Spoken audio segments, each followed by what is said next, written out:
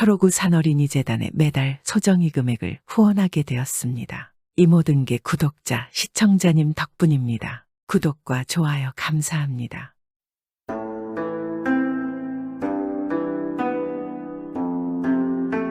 옛날 옛적의 조선시대 때 임진왜란 당시 활약한 의병장 곽재우의 후손인 곽사하는 도인으로 널리 이름이 난 사람이었습니다. 그가 어렸을 때부터 그의 집안의 가세는 빈궁하기가 짝이 없었습니다. 정말 처참할 정도로 빈궁했습니다. 왜냐하면 그의 부친 곽재우가 많던 집안 재산을 몽땅 의병 활동에 털어넣었기 때문입니다. 오죽하면 곽재우는 말년에 단벌 옷을 입고 살았습니다. 그러니 그런 곽재우가 66세로 사망하며 아들 곽사한에게 남겨준 것은 단벌 옷에 검은고 하나 그리고 낚싯배 한 척이 전부였습니다. 그렇게 곽사한은 빈궁한 집안 살림을 물려받고 고생하였습니다. 하지만 그는 그런 와중에도 두 가지 뜻을 세웠으니 하나는 선조의 묘소를 잘 쓰겠다는 것이었고 다른 하나는 학문에 전진하여 가문을 빛내자는 것이었습니다. 물론 그 두 가지가 모두 다 쉽지 않은 어려운 일이었습니다. 선조의 묘소를 잘 쓰자면 그렇게 할 수 있는 재산과 지위가 있어야 했는데 곽사한에게는 그것이 없었습니다. 그래서 그는 우선 학문에 무조건 힘쓰겠다고 결심했습니다. 그리해야만 선조의 묘수를 잘 쓰고 관리할 수 있는 능력을 얻을 수 있기 때문입니다. 그러나 곽사한의 부인이 혼자서 집안 살림을 하기에는 너무 힘들었습니다. 부인은 현모양처로 남편을 위해 모든 것을 희생하며 살았습니다. 그러던 어느 날 부인이 집에 뗄감이 없자 나뭇잎이라도 구하러 산에 갔다 왔는데 그날 비가 너무 많이 와서 부인이 몸을 떨고 방으로 들어온 것을 본 것입니다. 곽사한은 그 광경을 보고는 부인에게 말했습니다. 이제부터 내가 글 읽기는 집어치우고 밥벌이라도 하리다. 곽사한이 서글픈 소리로 말하자 부인은 단호하게 말했습니다. 당신이 마음을 바꾼다면 그간의 나의 고생도 보람도 없어집니다. 허니 이를 악물고 공부하세요. 아내의 진심 어린 말에 곽사한은 몹시 감동했습니다. 오 고맙소 고마워. 내가 반드시 대성하여 우리 가문을 일으키고 당신도 호강시켜 줄 것이오. 그렇게 하여 곽사한은 다른 마음을 절대로 품지 않고 오직 학업에만 정진하였으니 그 재능도 특출난 데다 노력도 가상하여 모든 학문에 통달하지 않을 수가 없었습니다. 그는 사서삼경은 물론이요 제자백가에 이르기까지 모두 통달하게 되었습니다. 그뿐만이 아니었습니다. 그는 천문지리 병서와 술수 등에도 능하게 되었습니다. 그것은 그가 학문을 대성하겠다고 결심하고 들어앉아서 글을 읽은 지 불과 몇 해 만에 얻게 된 결과였습니다. 그는 특히나 병서와 술수에 매우 능통하게 되었습니다. 그래서 그러한 재주를 바탕으로 이제부터는 나의 선조묘를 잘 보수해야겠다라고 생각하며 선산으로 찾아갔습니다. 그는 비록 가세가 빈궁했으나 선산만은 처음부터 넓은 터에 웅장하게 써놓았으며 주위에는 수목이 울창했습니다. 그러던 것이 빈궁한 탓으로 묘지기를 두지 못했더니 몇 해 만에 온 산이 말할 수 없이 황폐해져 있었습니다. 일을 어찌 한단 말인가? 내가 그동안 공부에만 너무 힘쓰느라 자식된 도리를 망각했구나. 그는 크게 죄스러워하면서 이제라도 늦지는 않았겠지 하고 목비 하나를 깎아서 묘 앞에 세웠습니다. 그리고 거기에 써놓기를 이곳에 나무를 베는 자들은 천벌을 받게 될 것이다 하였습니다. 그런데 그렇게 곽사한이 써놓고 산을 내려간 뒤 이후에 이 산에 나무를 하러 올라온 나무꾼들은 그것을 보고 비웃었습니다. 건방진 놈 지까짓게 뭐라고 이런 걸 써나? 별꼴 다 보겠구만. 적당히 베고 내려가려고 했는데 괘씸해서 안 되겠네. 아주 그냥 저기 있는 큰 나무까지 다 쳐버리고 말 테다. 천벌은 무슨 놈의 천벌이야? 그러고는 묘소 안에서 가장 큼직한 나무를 골라 도끼로 찍었습니다. 쿵 하고 나무 찍는 소리가 요란하게 울려 나왔습니다. 그러자 벼랑간 하늘이 캄캄해지고 천둥번개가 오르릉 팡하고 요란하게 소리를 내며 울리기 시작했습니다. 그 소리에 나무꾼들은 공포를 느끼기 시작했습니다. 큰일 났다 뭐야 진짜로 천벌이 내리는 건가 세상의 맑은 하늘이 갑자기 이렇게 되다니 어서 도망쳐 도망쳐 그렇게 나무꾼들이 비명을 지르며 모두 도망치고 말았습니다. 하지만 도끼를 들고 나무를 패던 나무꾼은 그럴 경황조차 없었습니다. 어디선가 난데없이 나타난 두 눈을 부릅뜨고 칼과 창을 손에 든 군인들이 머리를 흔들며 글을 싸고 돌았기 때문이었습니다. 나무꾼이 사람 살려 잘못했습니다. 제발 살려주세요. 잘못했어요. 하고 애원하면서 비명을 질렀으나 때는 이미 늦은 듯하였습니다. 그에게 군인들이 갑자기 달려들었고 그 바람에 너무나 놀라서 나무꾼은 그만 기절하고 쓰러지고 말았습니다. 도망간 나무꾼들은 나무꾼이 돌아오지를 않아 걱정하는 나무꾼의 부모에게 있었던 일들을 모두 이야기하였습니다. 그러자 나무꾼의 아버지는 곽사안에게 달려가서 손이 발이 되도록 무릎을 꿇고 빌었습니다. 한 번만 용서해 주십시오. 미련한 자식이 올시다. 한 번만 용서해 주십시오. 그러자 곽사안이 엄한 목소리로 말했습니다. 특별히 이번 한 번만 당신의 그 정성을 보아 용서하니 다음부터는 나의 선산묘소에 함부로 들어가지 말도록 단단히 이르시오. 예, 그리하겠습니다. 정말 죄송합니다. 앞으로는 제 아들놈이 그 근처에는 발도 들이지 않게 따끔히 가르치겠습니다. 그런 일이 있고부터 곽사안의 선묘에는 누구 한 사람 감히 벌목하려고 들어가는 사람이 없었고 그리하여 묘소 보존이 묘지기가 없어도 온전히 가능하게 되었다고 합니다. 그는 그렇게 함으로써 돈 한 푼 안 들이고 선조의 묘소를 보호할 수 있었습니다. 그리고 그 일로 곽사안의 그 신통한 술수는 많은 사람들에게 유명해졌습니다. 그러던 어느 날 곽사안이 집에 들어앉아서 글을 읽고 있는데 그의 친구 한 사람이 찾아왔습니다. 여보게 나왔네. 나한테 그 많은 명장들을 한번 구경시켜 주게나. 나도 한번 보고 싶네. 별소리를 다 하는군. 아, 그러지 말고 친구 좋다는 게 뭔가?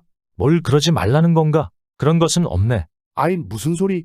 자네의 도술 실력에 대해서는 천하가 다 알고 있지 않은가? 그런 큰일 날 소리 하지 말게. 아, 그러지 말고 나마저 속일 셈인가 섭섭하네. 별소리를 다 하는구만. 그러지 말고 꼭 한 번만 보여주게. 내 소원이야. 그럼 알겠네. 내가 명장들을 보여주기는 하겠네. 하지만 문제가 있어. 또 무슨 문제 말인가? 예전부터 우리 중에서 담이 약하기로는 최고이지 않았나. 아니야. 이제 그렇지 않네. 지금 내가 어린아이로 보이는가? 그때도 지금도 담력 하나는 크다네. 내 그런 것을 본다고 겁에 질려 하겠는가? 그러지 말고 제발 보여주게. 그래 할 수 없구만. 자네가 이리도 끈질기게 보채니 방법이 없구만. 네 그럼 보여주지. 곽사안이 그렇게 말하고는 나를 따라오시게 하면서 집 밖으로 나갔습니다.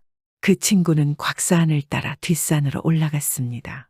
이리 와서 앉기에 여기 잘 앉아있게나. 괜히 놀라서 다른 데서 자빠지면 다치니까 말이야. 곽사안은 친구를 큰 바위 밑에 잘 앉혔습니다. 자 일단 눈을 감으시고 마음을 단단히 먹어야 하네. 알겠는가? 아이, 알겠네. 거참 걱정하지 말라고 빨리 보여주긴 하게. 정말 말이 많은 친구구만.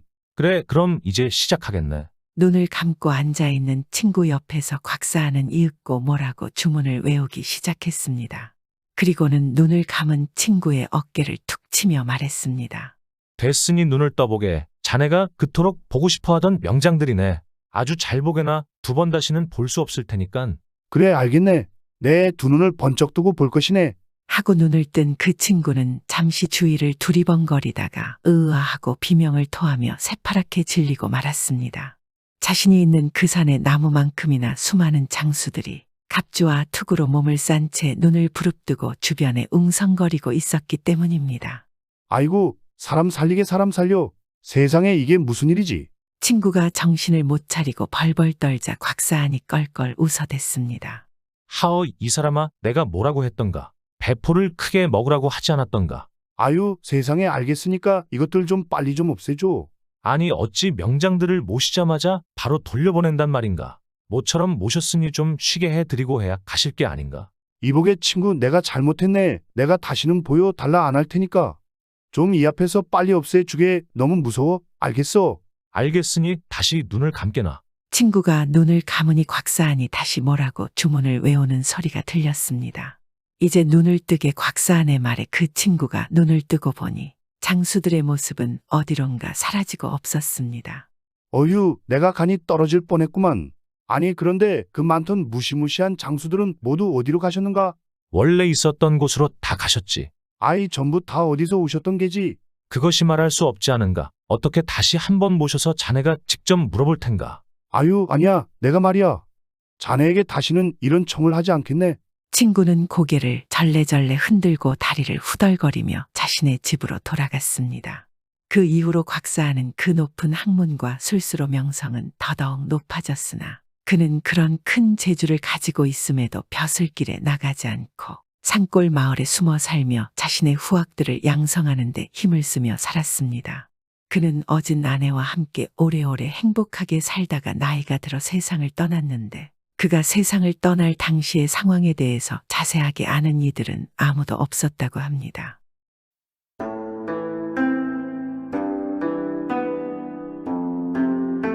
옛날 어느 마을에는 대감과 마님이 살고 있었습니다.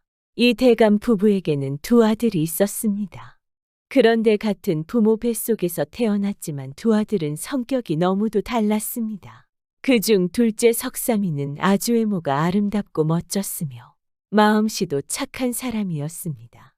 그리고 아주 정의로웠기 때문에 옳고 그름이 확실하여 부모인 대감과 마님에게 틀린 것은 틀리다고 반드시 말하는 완고한 성품을 가지고 있었습니다. 그 때문에 가끔 대감과 마님은 이 둘째 아들 석삼이와 늘 말다툼을 해야 했습니다. 언제나 둘째 석삼이는 부모님의 행동이 옳지 않다고 생각하면 득달같이 달려와서 그 행동을 고쳐야 한다고 주장했기 때문입니다. 한편 첫째 아들 칠복이는 못생기고 심술궂은 사람이었습니다. 하지만 꾀가 많고 특히 눈치가 아주 빨랐습니다. 이 첫째 칠복이는 부모님에게서만 착한 척을 하고 좋은 말을 하며 부모님의 마음에 들기 위해 무척이나 노력했습니다. 그리고 부모님 즉 대감과 마님은 칠복이가 어떤 행동을 하든 칭송하였습니다. 당연히 동생과 다른 첫째 칠복이를 부모님들은 좋아하지 않겠습니까?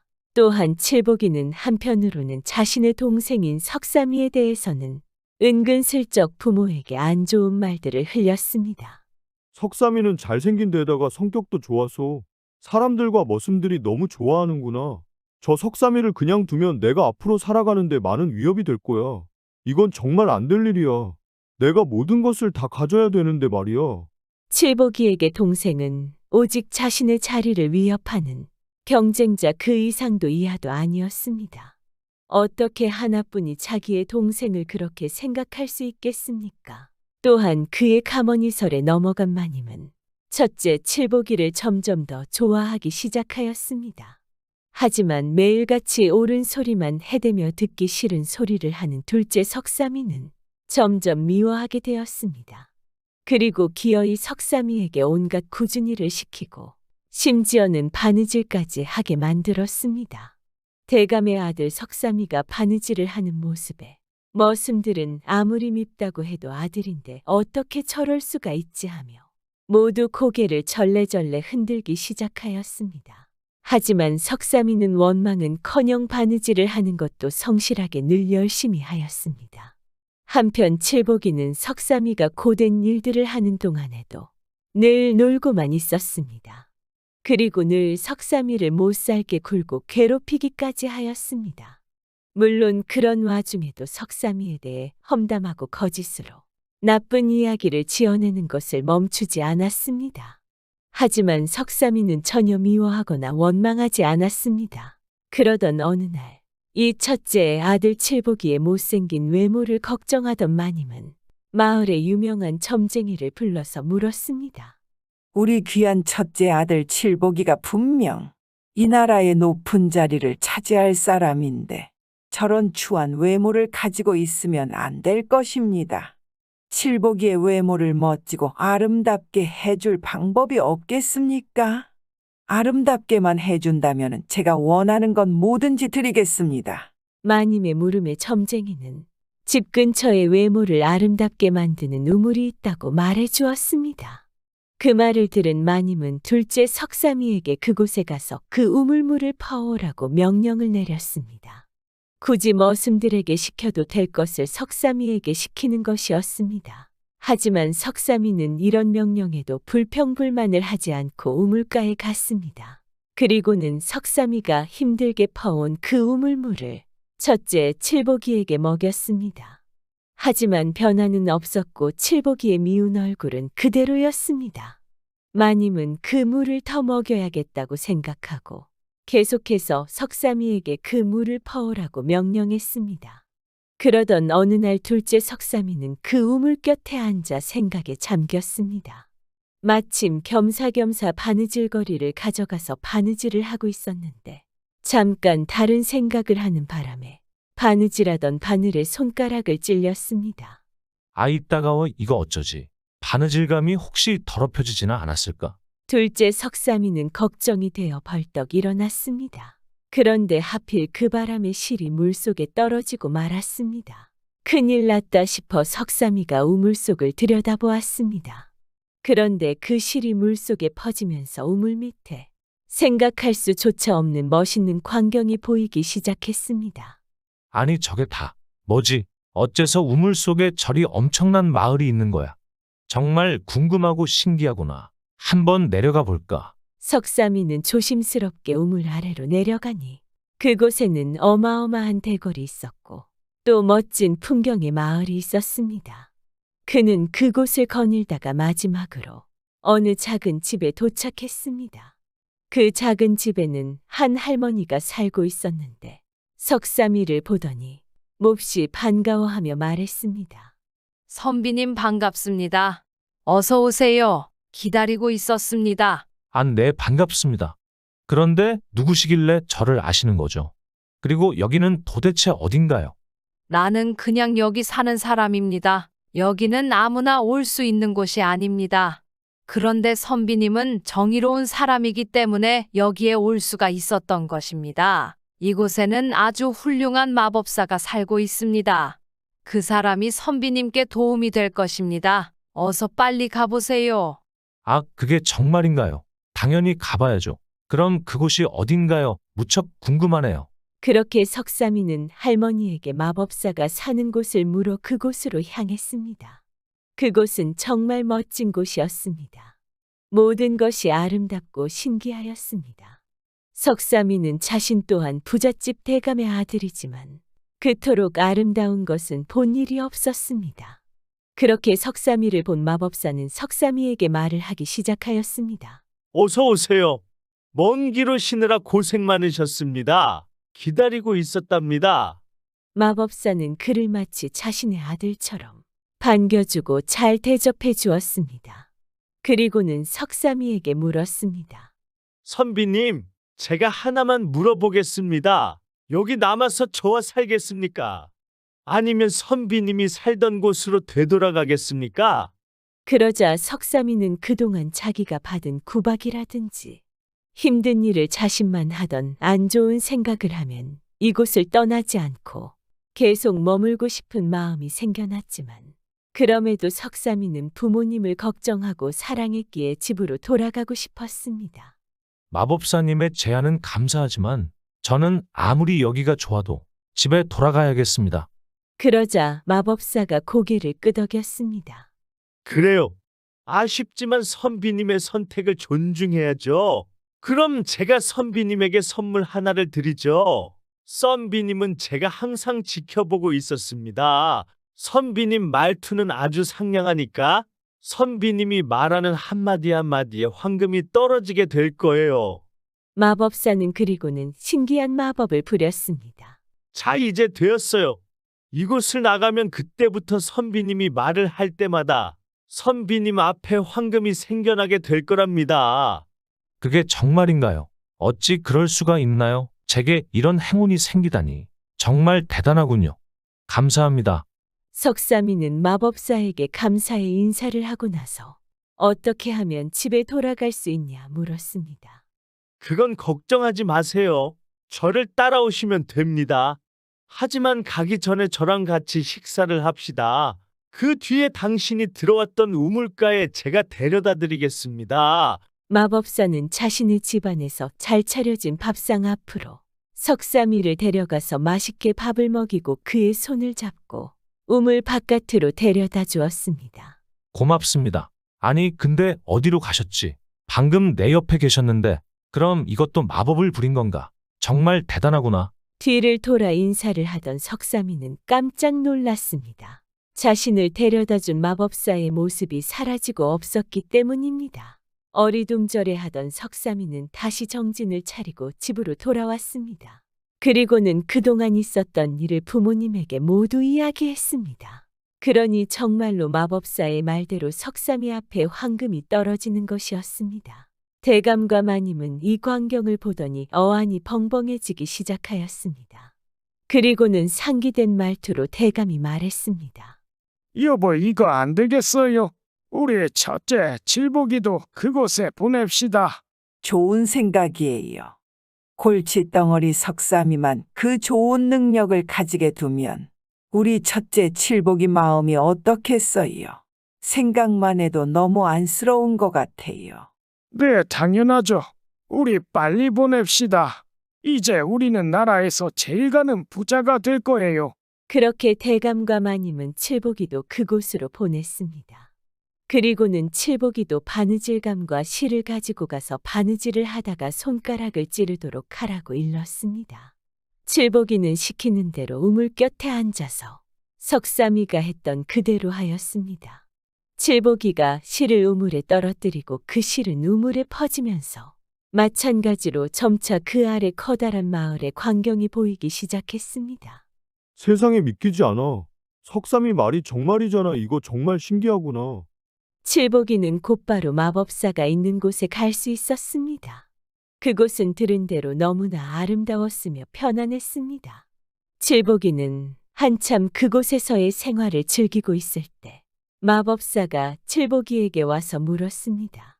정말 잘 오셨습니다. 안 그래도 당신이 올 것이라고 예상하고 있었습니다. 저와 함께 있기를 원합니까? 아니면 당신도 떠날 것입니까? 그러자 칠복이가 대답했습니다. 이곳이 아주 좋기는 하지만 저는 돌아가겠습니다. 어서 내 동생에게 준 것과 같은 선물을 나한테도 주십시오. 말을 할 때마다 입에서 황금이 나오도록, 아니 그뿐만이 아니라 온갖 보석이 나오도록 해주십시오. 빨리요. 그러자 마법사가 말했습니다. 그것은 안 되겠습니다. 당신의 마음에 담긴 것이 나오는 것이니 당신은 말할 때마다 입에서 온갖 냄새나는 쓰레기가 나와 모두들 당신에게서 도망치게 될 것입니다. 네, 아니 뭐라고요. 그런 것은 필요 없습니다. 지금 무슨 말씀을 하시는 건가요? 제 동생 석삼이처럼 황금을 달라는 말입니다. 하지만 아무리 칠복이가 말을 해도 마법사는 그의 말을 듣지 않았습니다. 그리고 마법사는 자기 맘대로 마법을 부리고는 곧 칠복이의 손을 잡고 급히 우물 바깥으로 데려다 주었습니다. 한편 우물 밖에서는 마님이 칠복이를 기다리고 있었습니다. 마님은 돌아온 칠복이를 보자 기뻐 어쩔 줄을 몰라 하면서 거기서 있었던 일을 얘기하라고 하였습니다. 그러나 칠복이는 자신의 입에서 쓰레기가 나올 것이 두려워 말하기를 꺼려했습니다. 내 사랑스러운 아들 칠복아, 왜 그러느냐 어서 말을 해보거라. 칠복이의 그런 사정을 모르는 마님이 자꾸 재촉을 하니 결국 참다 못한 칠복이가 말을 시작했습니다. 그런데 정말로 그때마다 쓰레기가 한 무더기씩 튀어나왔습니다. 그리고 그 냄새는 너무나 지독해서 가까이 있기도 힘들었습니다. 이게 다 뭐야? 의학 냄새, 의학. 더 이상은 여기에 있을 수가 없구나. 세상에 이게 도대체 어찌된 일이란 말인가. 그 당황스러운 광경과 엄청난 악취의 마님은 너무나 놀라서 도망쳐버렸습니다. 그 소식을 들은 대감은 믿기지 않아 하며 칠복이를 만나보았습니다. 내 아들 칠복아, 그게 사실이냐? 믿어지지가 않는구나. 어서 한번 말해보거라. 절대 그럴 리가 없을 거야. 빨리 말해보거라, 아들아. 그렇게 칠복이가 말을 꺼내자 또다시 입에서는 쓰레기가 나오기 시작하였고 그 냄새 때문에 대감 또한 도망을 쳤고 칠복이를 절대로 집에 들어오지 못하게 막아버리고 말았습니다. 어떻게 그렇게 애지중지하던 칠복이를 바로 내칠 수 있단 말입니까? 한편 착하고 정의로운 동생 석삼이는 그렇게나 형 칠복이에게 괴롭힘을 많이 받아왔지만 그런 형을 안쓰럽게 생각하고 찾아가서 위로를 해주었습니다. 형님 얼마나 괴로우십니까? 저도 그 이야기를 다 들었습니다. 동생아, 너는 내가 더럽지 않느냐? 어째서 내 곁에 있는 것이야? 어머니 아버지도 나를 집에 들어오지도 못하게 하시거늘 너는 내가 그렇게나 못 살게 하는데도 밉지가 않느냐? 형님 어찌 동생이 되어 형님을 더럽다고 생각하고 미워할 수 있겠습니까? 이럴 수가. 참 내가 너한테 배우는 게 많구나. 미안하구나 동생아. 형님, 지금 이럴 시간이 없습니다. 빨리 마법사에게 가서 용서를 빌고 원래대로 돌려놔 달라고 해보시는 게 어떻겠습니까? 과연 그게 될까? 그렇게 해줄까? 그렇게만 해준다면 내가 무슨 일이든 못하겠느냐? 방법은 그것밖에는 없을 것 같습니다. 어서 빨리 가보세요. 더 늦기 전에. 알겠다. 그래 봄아. 고맙다 동생아. 그 후 칠복이는 바로 우물 앞에 갔습니다. 그런데 웬걸 우물이 막혀 있었습니다. 그래서 그 안에 들어갈 수 없는 상태가 되어 있었습니다. 이럴 수가. 망했구나 망했어. 이대로 계속 살아야 되는 건가? 칠복이가 어떻게 하면 좋을지 몰라 서서 울먹거리고 있었는데 처음 보는 한 할머니가 지나가다가 왜 그렇게 울고 있어 하고 묻는 것이었습니다. 칠복이는 할머니에게 모든 이야기를 다 했습니다. 그랬더니 할머니는 저 옆에 또 하나의 우물이 생겨났으니 그리로 뛰어들어가라고 일러주었습니다.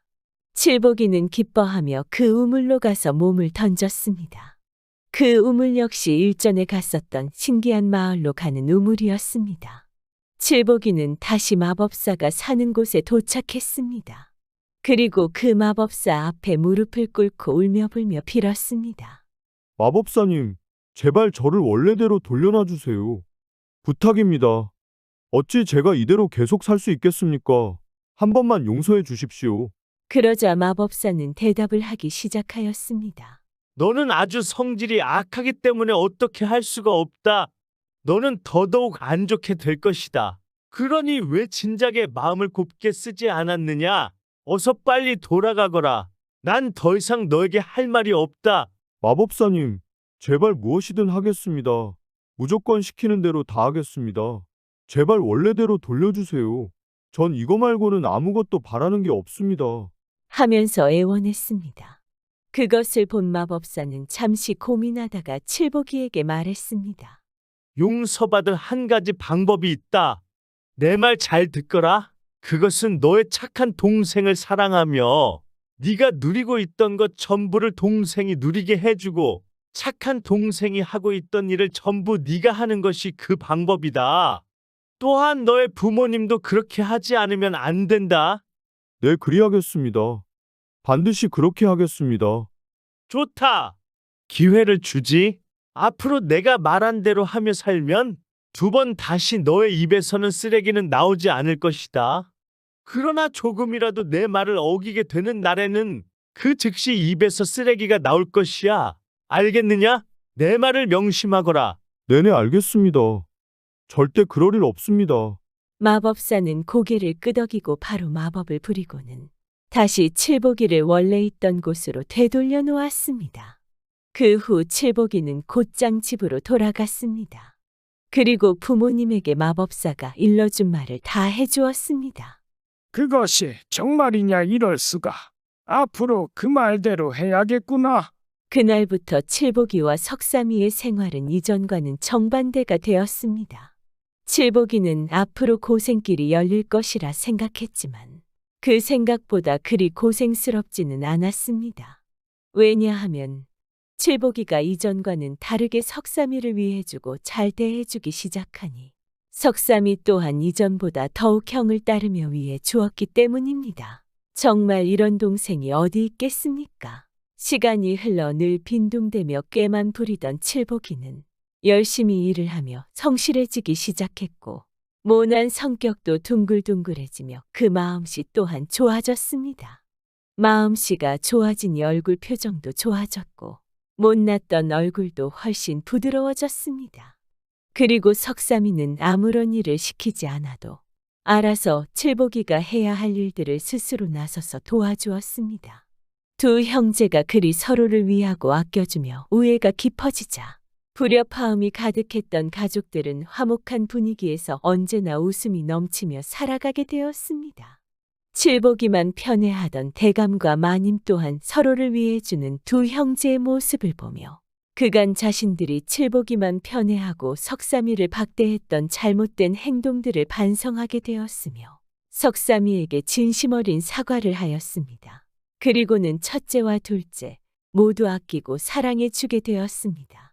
세월이 흘러 완전히 다른 사람이 된 칠복이는 과거 시험에 통과하여 나라의 관직에 오르게 되었고 둘째인 동생 칠복이는 그런 형을 언제나 그랬듯이 잘 보좌하고 또한 더불어 관직에 오르게 되었습니다.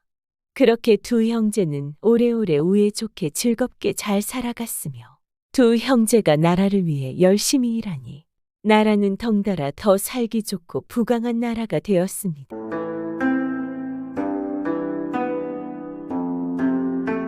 옛날 옛적에 돌쇠라는 선달이 살았습니다. 돌쇠는 선달 시험을 보기 위해 한양에 홀로 와서 시험 준비를 열심히 하다가 결국 선달이 되었습니다. 돌쇠가 막상 선달이 되어서 고향으로 가려고 하는데 한양의 장터에는 진귀한 것들이 너무 많았습니다. 부인이 여태 삭바느질로 자신을 공부시켜준 것이 너무 미안했습니다. 돌쇠는 성심이 본디착하고 부인을 많이 아꼈습니다. 그래서 돌쇠는 생각했습니다. 이제 한양에 언제 올지도 모르고 이곳에 진귀한 것들이 많은데 어찌 내 부인한테 하나 장만 해주지 못한다면 그것 또한 지아비가 할 짓은 못하지.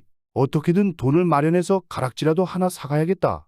그렇게 돌쇠는 양반 집에 가서 자녀들에게 글을 가르쳐주고 돈을 받았습니다. 원체 학문 실력이 좋은지라 이곳저곳에서 부탁했습니다. 그래서 돌쇠는 30냥을 모았습니다. 그 돈이면 가락지 하나 사고 나머지를 여비를 쓰면 되겠다 싶었습니다. 돌쇠는 그렇게 생각하고 한양 장터로 달려갔습니다. 그리고 부인에게 선물로 줄 가락지를 구경하기 시작했습니다. 그런데 문제는 가락지의 가격이 예상보다 무척 비싸다는 것이었습니다. 아이 이보시오. 이 가락지가 참 예쁩니다. 얼마입니까?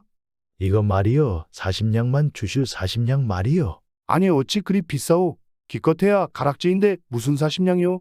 이게 제일 싼 것이요. 다른 것은 좋기 50냥은 넘는단 말이요. 이럴 수가 아니 어찌 한양이라고 하지만 이렇게나 비쌀 줄이야. 돌쇠는 난감했습니다.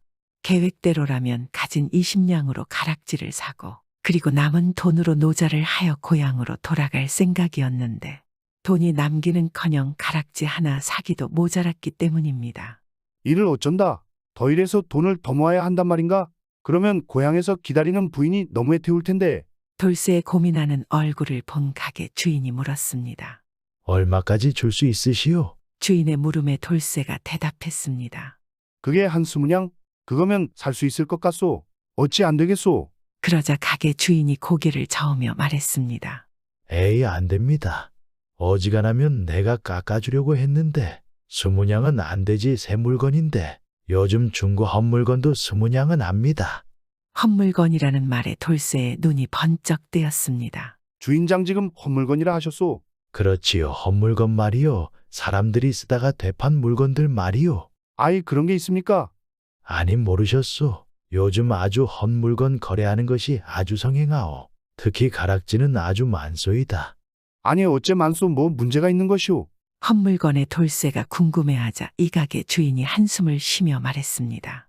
요즘 한양의 젊은 양반자제나 돈깨나 있는 부자의 자식들이 뭐 옛날처럼 부모님이 점지해주는 훌륭한 짝을 만나는 것이 아니고 자기들끼리 뭘 하나 눈이 맞아서 몰래 연애를 하고 있어. 그렇게 만나면서 뭐 서로 평생 함께 할 것처럼 가락지들을 나눠 끼고는 몇 달 못 가서 헤어지고 가락지를 되팔러 오는 것이요. 그렇게 되팔리는 가락지들이 거진 10개 중 7개는 될 것이요. 주인의 말에 돌쇠가 고개를 갸우뚱하며 물었습니다. 가만하니 그럼 되팔린 가락지를 누가 또 사러 옵니까?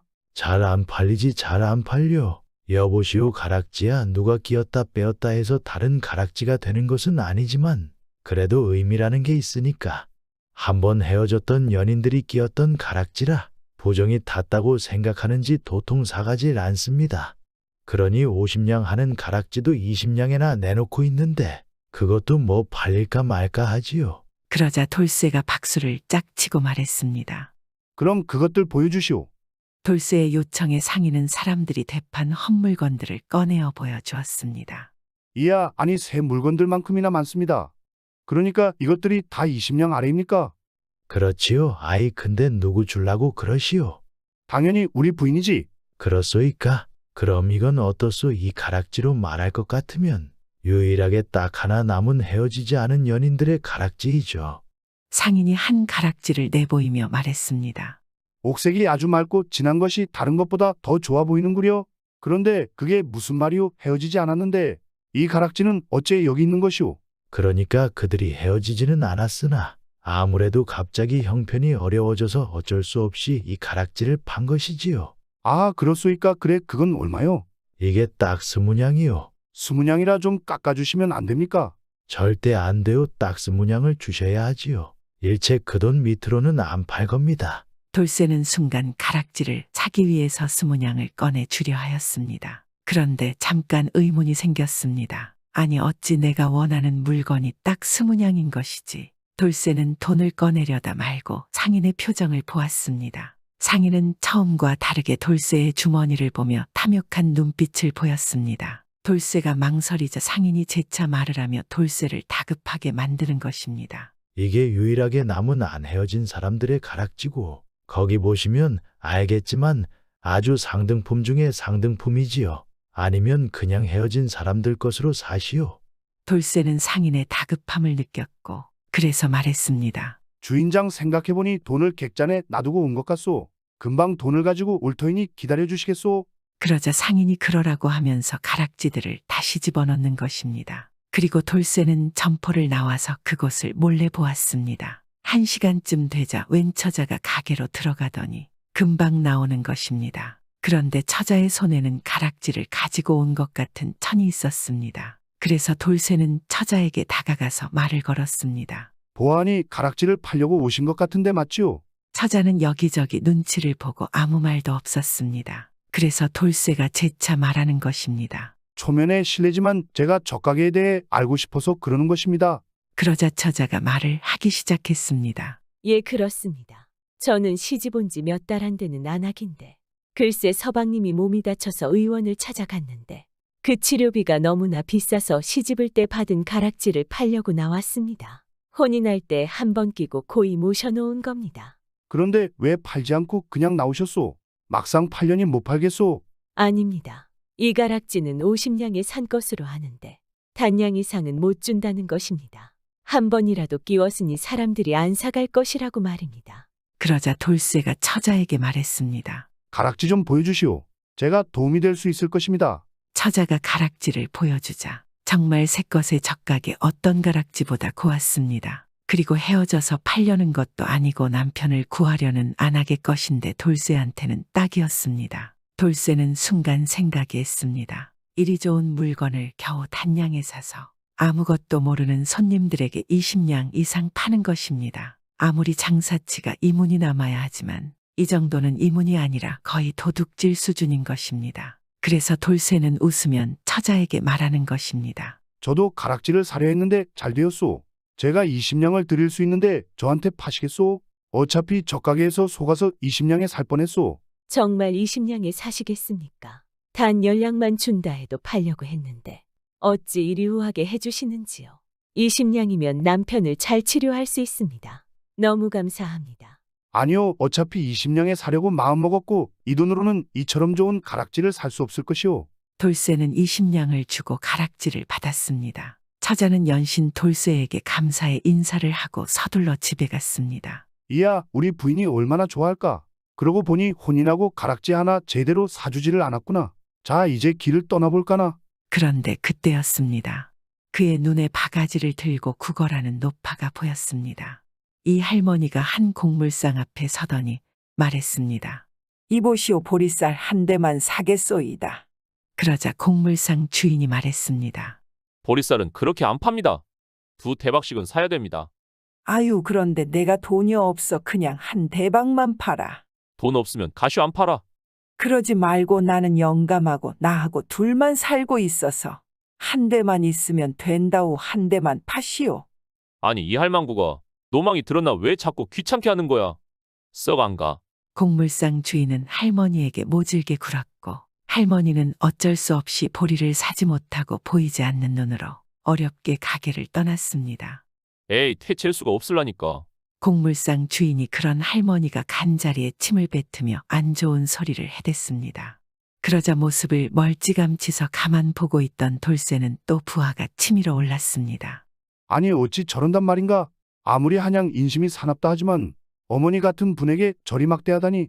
아무리 장사치라도 상도가 있는데 그냥 달라는 것도 아니고 돈을 준다 했는데 이거 안 되겠구만. 줄인 배도 좀 채우고 못된 놈도 혼내줘야겠구나. 이 돌쇠가 저런 못된 장사치를 그냥 넘어가서는 안 되지. 돌쇠는 회심의 미소를 지으며 가게 앞에 나와 있는 상인에게 갔습니다. 그리고는 돌쇠는 상인의 옷을 가리키며 물었습니다. 주인장 이것이 무엇입니까? 그러니 이 곡물상 주인은 뭘 이런 걸 묻나 하는 표정으로 대답해 주었습니다. 옷이요. 주인의 말이 끝나기도 전에 돌쇠는 가게 안으로 들었습니다. 들어가면서 말했습니다. 알겠소, 들어가겠소. 그러자 이 주인은 이 사람이 뭘 사러 왔나 싶어서 돌쇠를 따라 자기 곡물상 안으로 들어가 물었습니다. 뭘 사시려 하시오. 말씀만 하시오. 그러자 돌쇠가 광주리 안에 수북하게 쌓인 잣을 가리키며 물었습니다. 주인장 이것은 무엇이오? 그러니 이 주인은 아니 이게 뭔지도 모른다고 하며 시큰둥하게 대답했습니다. 자시오. 정말이오? 고맙소. 그럼 잘 먹어보겠소. 돌쇠는 주인의 말이 끝나기 무섭게 잣을 한 주먹 집어서 정신없이 입에 집어넣고 씹어먹었습니다. 그렇게 몇 번을 반복했습니다. 배가 고파서인가 아니야? 이 잣이 맛있는 것이다. 참으로 좋은 잣이었습니다. 돌쇠가 좋아라 하고 있었지만 주인장은 어이가 없었습니다. 갑자기 잣을 퍼먹는 돌쇠를 당황스럽게 쳐다보고 있었습니다. 그런데 갑자기 돌쇠는 이번에는 자신의 갓을 가리키며 물었습니다. 주인장 이것은 무엇이오? 그러니 이 주인은 도대체 뭐 하는 사람인가 생각하며 대답했습니다. 가시오. 주인의 말이 끝나자마자 돌쇠는 그럼 가겠소이다. 안녕히 계시오. 하고는 태연하게 가게를 나섰습니다. 아니 뭐야? 뭐 하는 것이오? 곡물상 주인은 그런 돌쇠의 목덜미를 잡아채며 소리쳤습니다. 아니 이봐 남의 잣을 그리 많이 퍼먹었으면 돈을 내고 가야 할 것 아니오. 멀쩡한 선비처럼 입어서 몰랐는데 도둑이네. 그러자 돌쇠는 천연덕스러운 표정으로 말했습니다. 아니 이보시오. 돈이라니 무슨 소리입니까? 뭐라고요? 아니 당신이 방금 내 가게에서 파는 잣을 잔뜩 퍼먹지 않았소? 저 아주 광주리 바닥이 훤히 보이게 아주 많이도 퍼먹었구만. 그렇게 먹었으면 값을 내시오. 주인이 소리를 지르며 길길이 날뛰니 돌쇠는 눈 하나 깜짝하지 않고 입가에 미소를 띤 채 말했습니다. 아니 주인장 들어보시오. 주인장이 잣을 먹으라고 하였기에 내가 먹은 것인데 무슨 소리를 하는 것입니까? 그러자 이 곡물상 주인은 어이가 없다는 듯 말했습니다. 뭐라고요? 이제 거짓말까지 하는 것이오. 이런 날강도를 봤나 내가 언제 당신 보고 내 귀한 잣을 먹으라 했소? 이 사람 이거 더위 먹었나? 방금 일어난 일을 그리 기억을 못해서 어디 장사를 하겠습니까? 내가 아까 당신의 옷을 가리키며 무엇이냐고 물었을 때 당신이 나에게 옷이오? 하지 않았소. 그래서 내가 가게 안에 온 것이오. 그리고 내가 여기 이 잣을 가리키며 무엇이냐고 물었을 때도 자시오라고 말하지 않았소. 자셔보라길래 맛있게 자셨소. 그리고 또 내가 갓을 가리키며 무엇냐고 물으니 당신이 분명히 가시오라고 하지 않았소. 그러니까 내가 가라니까 가는 것이오. 나는 당신이 말한 대로 다 하고 있는데 도대체 나한테 왜 이러는 것이오? 돌쇠가 하는 말이 다 맞으니 이 곡물상 주인은 아무런 대꾸도 못하고 그저 어벙벙하고 있었습니다. 실제로 자기가 그리 말했기 때문입니다. 가게 주인이 계속 당황하여 아무 말도 못하니 돌쇠는 주인의 손을 뿌리치며 말했습니다. 아주 고맙소. 인심 좋은 가게구려. 이만 가보겠소. 아참 그리고 말이오. 사람 함께 사는 세상인데 그렇게 모질게 살지 마시오. 다 뿌린 대로 거두는 것이오. 알겠소? 돌쇠는 그렇게 말하고는 당당하게 가게를 나와 걸어갔습니다. 그런 돌쇠의 뒷모습을 이 곡물상 주인은 황당하다며 쳐다볼 뿐이었습니다. 가게를 나와 걸으며 돌쇠는 어깨를 으쓱거리곤 혼잣말로 말했습니다. 오늘 운이 좋구나. 좋은 가락지도 사고 나쁜 장사치 때문에 배도 채우고 속도 아주 시원하구만. 그렇게 돌쇠는 고향으로 가서 그동안 수발해준 부인을 만나서 가락지를 주었습니다. 가락지를 받은 돌쇠의 처는 한없이 눈물을 흘렸습니다. 그리고 그 이후로도 돌쇠는 못된 상인들을 보면 혼내주며 잘 살았습니다. 요즘은 옛날과 다르게 파렴치한 상인들이 거의 없습니다. 자신이 손해 보더라도 장사를 하는 분들이 아주 많습니다. 이런 분들은 언젠가는 부자 되세요. 옛날 어느 마을에는 아주 신기한 샘이 있었습니다. 이 샘에서는 물이 아니라 술이 나왔습니다. 마을 사람들은 술이 나오는 샘에서 원 없이 술을 퍼다 마실 수 있었습니다. 이 마을 사람들은 너무 좋았습니다. 우리 마을은 참 좋은 마을이야. 술을 먹고 싶으면 돈을 들이지 않고도 이 맛있는 술을 샘에서 받아 먹을 수 있으니 말이지. 그런데 이 술샘은 사람 신분에 따라서 나오는 술의 종류가 달랐습니다. 신분이 낮은 사람이 가면 탁주가 나오고 신분이 높은 사람이 가면 약주가 나왔습니다. 그러니 사람들은 신분에 따라 술맛이 다른 이 술샘을 무척 신기해하였습니다. 그런데 신분이 낮은 한 젊은이가 과거 공부를 아주 열심히 해서 과거 시험에 장원급제를 하게 되었습니다. 이 젊은이는 술샘에서 나오는 신분이 높은 사람에게만 나오는 약주를 꼭 한번 먹어보고 싶어 하였습니다. 그리하여 그는 고향으로 내려와 술샘 앞에 서서 많은 사람들이 지켜보는 가운데 말했습니다. 자, 나도 이제 신분이 높아졌으니 약주가 나올 것입니다. 보십시오. 이 젊은이가 그렇게 큰 소리를 치고 물을 떴습니다. 그리고 벌컥벌컥 마셨습니다. 그런데 이게 웬일입니까? 이 젊은이가 장원급제를 했는데도 글쎄 이 술샘에서 탁주가 나오는 것이었습니다. 당황한 젊은이는 몇 번이고 이 술샘에 물을 떠보았습니다. 아니, 이게 왜 이러는 거야? 나 장원급제 했다고 이제 신분이 높아졌어. 어서 약주를 내놓으라고. 왜 탁주만 주는 것이냐? 하지만 술샘에서는 계속해서 탁주만 나왔습니다. 이로 인해 화가 난 젊은이는 옆에 있는 커다란 돌을 들어서 이 술샘을 향해 던졌습니다. 그러니 이 술샘에 있던 커다란 바위 하나가 그 돌을 맞고 그만 깨져버리고 말았습니다. 내 이런 요망한 샘 같으니라고. 이 샘은 사람을 제대로 알아보지 못하는구나. 이런 샘은 없어져야 해. 그런데 그 후로 이 술샘은 젊은이가 던진 돌에 손상을 당하고 나서는 아무것도 나오지 않고 메말라 버렸습니다. 마을 사람들은 이 젊은이를 원망하면서도 젊은이가 장원급제를 했음에도 어째서 약주가 나오지 않았는지 무척 궁금해하였습니다. 하지만 궁금증은 곧 풀리게 되었습니다. 알고 보니 이 젊은이가 과거 시험장에서 시험지를 바꿔치기 하여 거짓으로 장원급제를 하였고 그것이 곧 들통나서 큰 벌을 받게 되었습니다. 그러니 마을 사람들은 술이 나왔던 샘물을 아주 신통하다 여기며 비록 술이 나오지 않더라도 샘물 앞에서 소원을 빌거나 하며 이 샘물을 신성하게 생각했다고 합니다. 오늘도 옛날 이야기를 시청해 주신 여러분 고맙습니다. 오늘도 편안하고 즐거운 하루 되세요.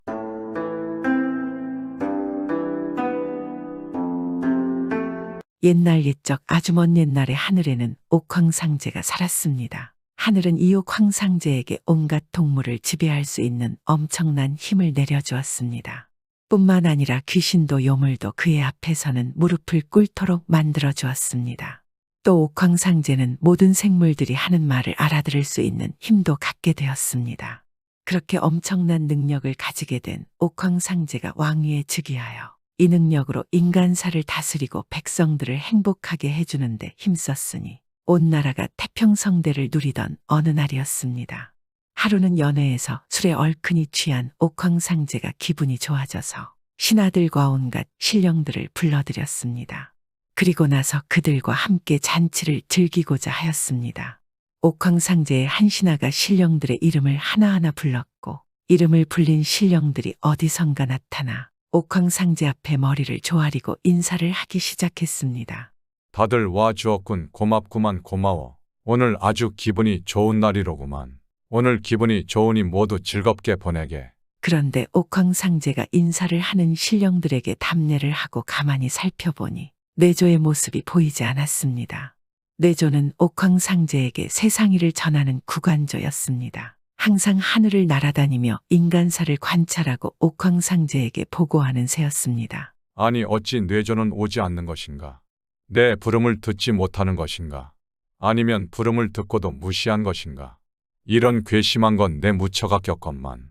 기분이 상한 옥황상제는 당장 뇌조를 잡아들여 벌을 주라고 명령하였습니다. 옥황상제의 명령이 떨어지고 얼마 후 뇌조가 스스로 날아와서 머리를 조아리며 옥황상제에게 말했습니다. 온 세상의 만물을 다스리시는 옥황상제님이시여. 제가 오늘 이 자리에 늦게 온 것은 다 이유가 있기 때문입니다. 제 말을 들어봐 주십시오. 뇌조의 말에 옥황상제는 고개를 끄덕였습니다. 그러자 뇌조가 말을 이었습니다. 그러니까 한 3달 전쯤의 일입니다. 저는 옥황상제의 은덕을 충족히 입는 터라 아무런 걱정 없이 잘 살고 있습니다. 그런데 놀랍게도 그렇지 못한 인간들도 있는 것 같았습니다. 그래서 전 혼자 결심하였지요. 세상 곳곳을 두루 돌아다니며 아직도 대왕의 은덕이 펼쳐지지 못한 곳이 혹시나 있지 않나 알아봐야겠다고요. 그래서 시간이 날 때마다 세상 곳곳을 돌아다니던 중에 동쪽에서 알 수 없는 이름의 도시에 도착하게 되었습니다. 이 도시가 있는 나라는 참으로 놀라운 곳이었습니다. 그곳은 온통 황금으로 뒤덮여 있고 금이 아닌 은과 그 밖의 다른 재물들이 모두 다 바닥에 뒹굴고 있었습니다. 참으로 놀라웠지요. 거기다가 경치는 어찌나 좋던지 나무도 숲도 온통 인간사가 창조된 원래의 상태로 고스란히 남아있어서 참으로 아름다운 곳이었습니다. 그리고 나라엔 많은 사람들이 살고 있었는데 그들은 활을 쏠 줄도 모를 뿐더러 전쟁이란 말조차 무엇인지 알지 못하더군요. 참으로 평화롭게 살아가고 있었습니다. 나라를 다스리는 사람은 천만여왕이라고 불리운다고 하더군요. 만약 대왕께서 명령하신다면 제가 다시 날아가서 천만여왕을 데려다가 대왕 앞에 대령하겠나이다.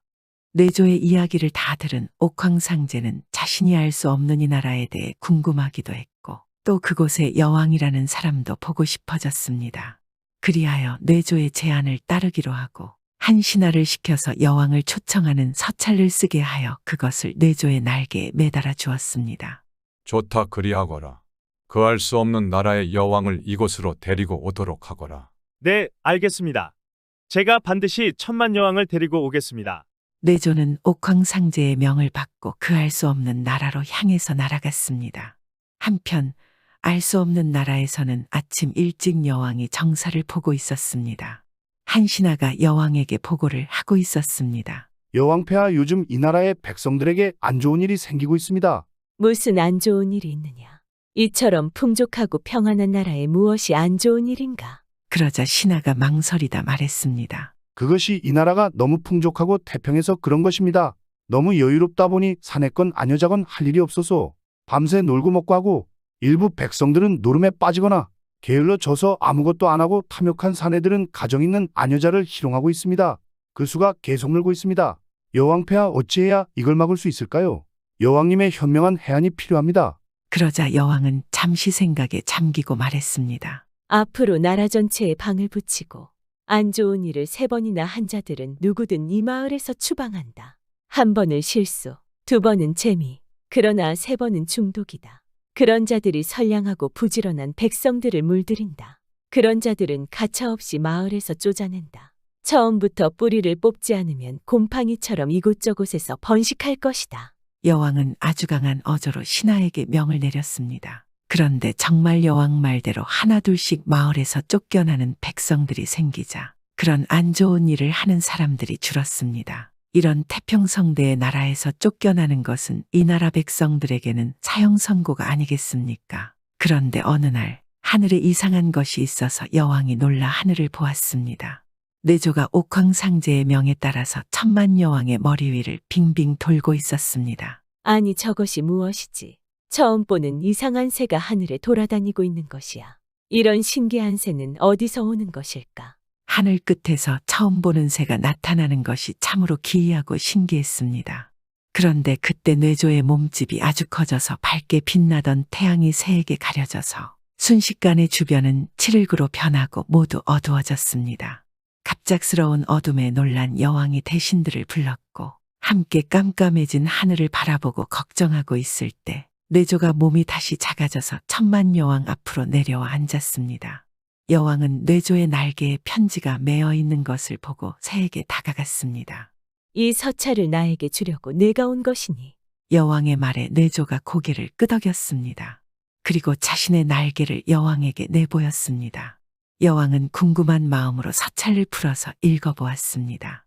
서찰에는 이렇게 쓰여 있었습니다. 알 수 없는 나라의 여왕과 신하들이여 반갑소이다. 지금 이렇게 서찰로 우호의 인사를 드리는 사람은 옥황상제여. 하나님은 내게 이 세상에 온갖 힘을 주셨다오. 그리하여 세상의 모든 생명들과 나라들은 모두 내게 예를 표하고 내 보호 아래 살고 있어. 그런데 이상하게도 단 한 나라 당신들이 나라만 내게 인사조차 없던 것이요. 만일 여왕도 다른 나라와 마찬가지로 나에게 예를 표한다면 지금까지 누구에게도 내리지 않은 존중과 보호를 해줄 것이요. 허나 만약 그대의 나라가 나의 말에 거역한다면 나는 천지신명을 동원하여 당신이 왕국을 어렵게 할 것이요. 또한 수많은 메뚜기를 보내어 나라의 전답을 모조리 밟아 망가뜨리라고 시킬 것이요. 어떻게 하겠소? 내가 어떤 행동을 취하는가는 모두 여왕 당신에게 달렸소이다. 옥황상제의 편지를 다 읽은 여왕은 즉시 대신들을 불러 모아 옥황상제의 편지 내용을 말해주고 의견을 물었습니다. 그러자 신하들은 옥황상제라는 이름의 왕은 들어본 적조차 없습니다. 그의 서찰에 신경 쓰지 마십시오. 대신들은 옥황상제의 위협에 넘어가지 말라고 여왕을 설득하였습니다. 그러나 여왕은 이 편지를 가져온 뇌조를 생각하며 옥황상제가 보통 사람이 아니라고 생각하였습니다. 그래서 대신들의 만류에도 불구하고 쾅상제를 만나봐야겠다고 생각했습니다. 그래서 여왕은 온 나라에 공고를 내어 사공들을 모았고 많은 배에 값진 보물들을 가득 실도록 명령하였습니다.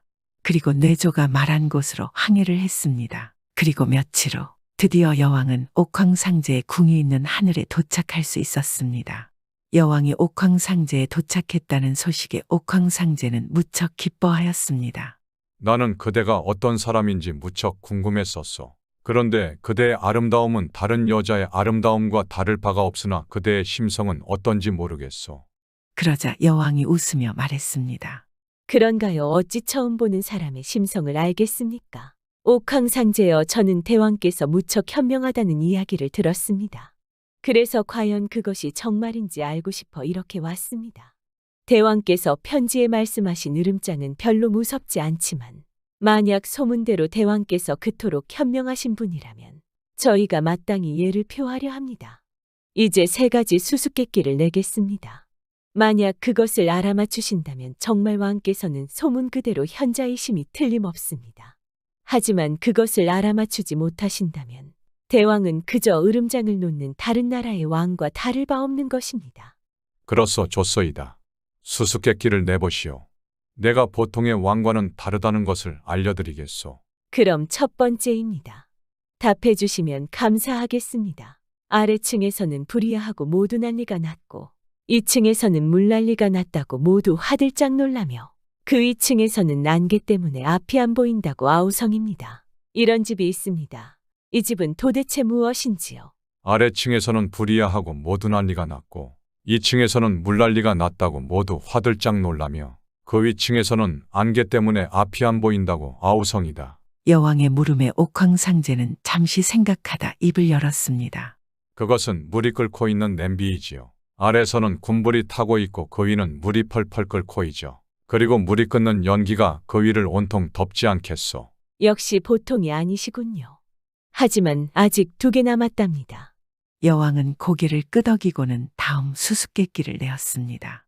물고기에서 나와서 먼지를 먹고 반죽같이 되어 집안 여기저기 붙어 엿보는 것이 있습니다. 무엇인지 알고 계십니까? 물고기에서 나와서 먼지를 먹고 반죽같이 되어 집안 여기저기 붙어 엿보는 것이 있다. 옥황상제는 이번에도 아주 잠깐 생각하고는 바로 답을 말했습니다. 그것은 집을 지을 때 바르는 악교라는 것이요. 물고기의 뼈에서 만들어져서 이것저것 섞어서 집을 지을 때 여기저기 붙이지요. 여왕은 또 고개를 끄덕였습니다. 그리고는 마지막 문제를 냈습니다. 그럼 이번이 마지막입니다. 갈대처럼 머리를 길게 늘어뜨리고 있다가 바람이 불면 좌우로 흔들리며 크게 울부짖습니다. 부자에게는 명예를, 가난한 사람에게는 수치심을, 죽은 사람에게는 장식이며 살아있는 자에게는 고통이 됩니다. 그것은 무엇인지 아시겠습니까? 갈대처럼 머리를 길게 늘어뜨리고 있다가 바람이 불면 좌우로 흔들리며 크게 울부짖는다. 부자에게는 명예를, 가난한 사람에게는 수치심을, 죽은 사람에게는 장식이며 살아있는 자에게는 고통이 된다, 이 말이군. 그러자 옥황상제는 이번에는 고민조차 하지 않고 답을 말했습니다.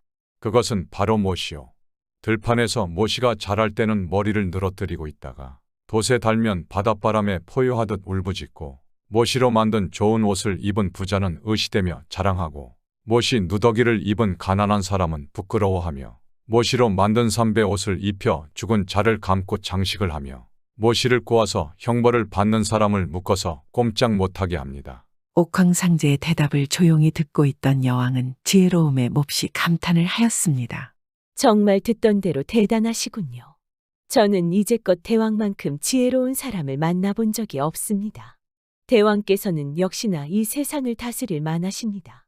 말씀하신 대로 앞으로 대왕의 예를 표하고 제 나라 백성들이 대왕을 칭송할 것입니다.